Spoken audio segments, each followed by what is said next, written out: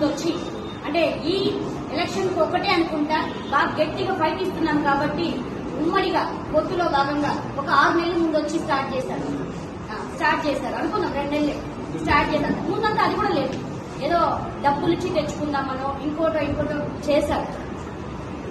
నేను ఒకటే అడుగుతానని ఇందాక అందరూ చెప్పినట్టు, ఏమి శ్రీకాళహస్తి నియోజకవర్గం 4 మండలాలు పట్టణాలు అంటే వీళ్ళందరూ ఒక ఫ్యామిలీకే ఊడి ఉంది. మీరు ఇంకో సర్వే కండక్ట్ చేయండి.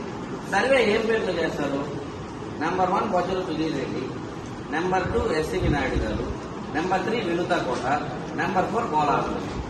మీకు ఎవరికి ఓటు వేయాలనిపిస్తుంది సర్వే కండక్ట్ చేయండి. ప్రజల దగ్గర సర్వే తీసుకోండి, ఎవరికి ఎక్కువ మెజారిటీ ఇస్తే వాళ్ళు నిలబెట్టండి.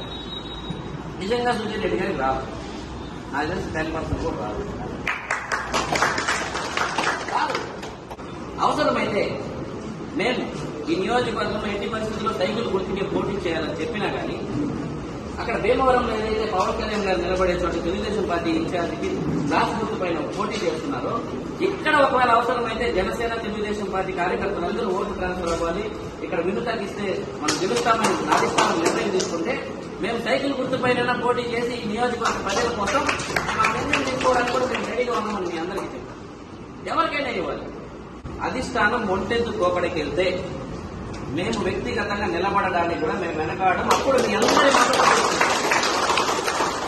మీరు తెలుగుదేశం పార్టీ కార్యకర్తలు మీ ప్రయత్నాలు మీరు చేసి, జనసేన మేము ప్రయత్నాలు చేసి ఎప్పటికీ అధిష్టానం ఒకే ఎత్తున అంటే ప్రజల మనోభావాలను తీసుకోకుండా ఆ వ్యక్తిని మార్చుకుంటే మేమైతే ఆల్రెడీ మేము నియోజకవర్గం అంతా 2 సార్లు తిరిగాం. మేమందరికీ తెలుసు.